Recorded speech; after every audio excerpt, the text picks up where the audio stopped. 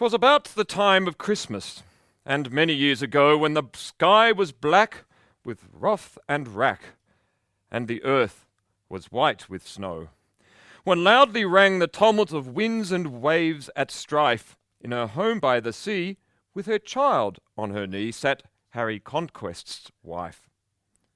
And he was on the waters, she knew not where. For neither a lip could tell of the ship to lighten her heart's despair, and her child was dying. The pulse in the tiny wrist was almost still, and the brow was chill and the pale as the white sea's mist.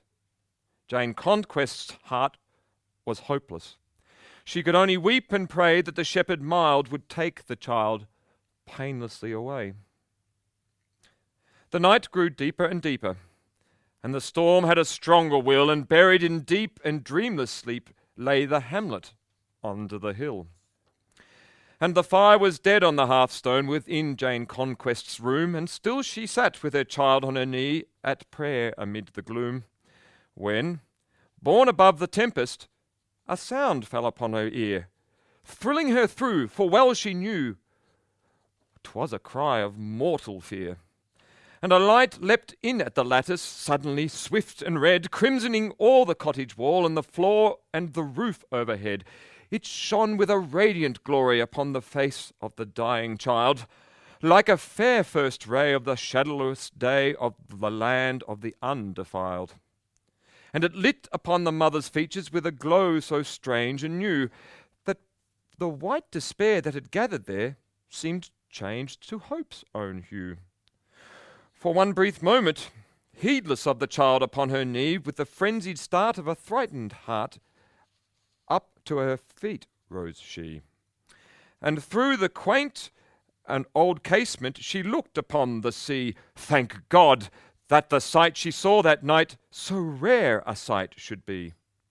Hemmed in by a hungry billows whose madness foamed at lip, half a mile from the shore, or hardly more, she saw a gallant ship. A flame from deck to topmast, a flame from stern to stem. There seemed no speck upon the wreck where the fierce fire did not burn. And the night was like a sunset, and the sea like a sea of blood. And the rocks and the shore were bathed all o'er as by some gory flood. She looked, and she looked, till the terror crept cold through every limb. Her breath came quick, and her heart turned sick, and her sight grew dizzy and dim. And her lips had lost their utterance. Though she strove, she could not speak, for her feeling found no channel of sound in prayer, or sob, or shriek. Silent, she stood all rigid, with her child to her bosom pressed, like a woman of stone, with stiff arms thrown and a stone babe at breast. Till once more the cry of anguish thrilled through the tempest strife, and stirred again in her heart, and braved the acting, thinking life, and the light of inspiration leapt to her brightened eye, and on her lip and brow was written now a purpose pure and high. Swiftly she turned, and softly she crossed the chamber floor, and faltering not in his little cot, she laid the child she bore. And then with a holy impulse she sank to her knees, and made a lowly prayer in the silence there. And this was the prayer she prayed.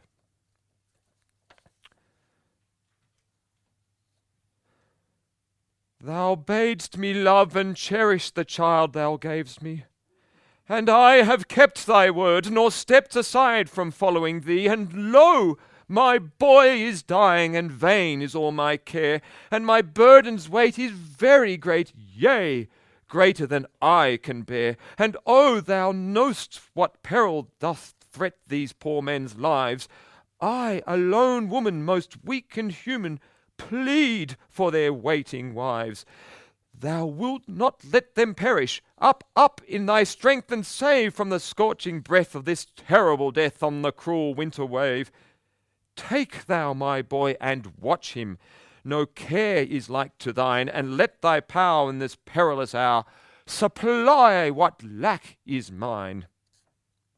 Aye, pray, good woman, Send up prayer with further from your breast, for while your child, your suffering child, yields to unquiet rest, your husband too, amidst his toil, prays on that scorching deck, that heaven will save his comrades brave from sea and burning wreck. And so her prayer she ended, and rising to her feet, turned one fond look to that silent nook where the child's faint pulses beat, and there with softest footsteps retrod the chamber floor, and noiselessly groped for the latch, and oped and crossed the cottage door. The snow lay deep and drifted as far as sight could reach, save where alone the dank weed strewn mapped out the sloping beach. But whether 'twas land or ocean, or rock or sand or snow, or sky overhead, on all was shed the same fierce fatal glow. Still through the tempest bravely Jane Conquest fought her way, by snowy deep and slippery steep, to where the old church lay. And she gained it, pale and breathless, and weary and sore and faint, but with soul possessed with the strength and zest and ardour of a saint. Stood silent and weird and lonely amid its countless graves, the old grey church on its tall rock perched, secure from treacherous waves, and beneath its sacred shadow lay the hamlet, safe and still. For however the sea and the wind might be, 'twas quiet under the hill. Jane Conquest reached the churchyard and stood by the old church door, but the oak was tough and had bolts enough, and her strength was frail and poor. So she crept through a narrow window and climbed the belfry stair, and grasped the rope, sole cord of hope for the mariners in despair. And the wild wind helped her bravely, and she wrought it with an earnest will, and the clamorous bell spake out right well to the hamlet under the hill. And it roused the slumbering fishes, nor its warning task gave over, till 100 fleet and eager feet were hurrying to the shore, and it ceased its ringing, for the woman's work was done, and many a boat that was now afloat showed man's work was begun. And the lifeboat midst the breakers, with a brave and gallant few, overcame each cheek and reached the wreck and saved the hapless crew. But the ringer in the belfry lay motionless and cold, with the cord of hope, the church bell rope, still in her frozen hold. Saved from the wreck with feeble step, his strength well nigh outspent, with weary pace and pallid face, with clothes all scorched and rent, poor Harry Conquest seeks his home and gains the cottage door. But no light nor faces bright to welcome him once more. The fire is dead upon the hearth, gloom reigns on every side, and all is chill and drear and still, save for the roaring tide.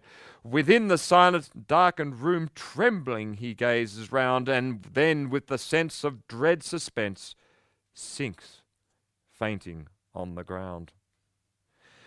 Meanwhile the sexton, curious, has climbed the belfry stair, and oh the fright when cold and white he finds Jane lying there.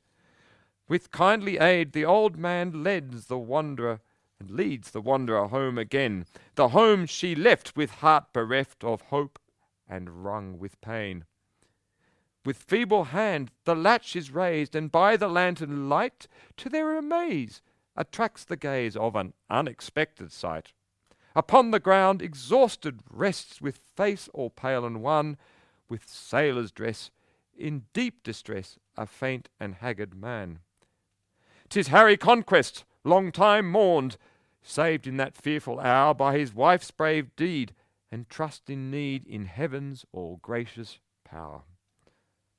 But soft, the mother's joy is brief. The child lies in its bed, the child she had left of hope bereft. 'Twas dying. Is she dead? But who shall tell heaven's marvellous love to those who do its will?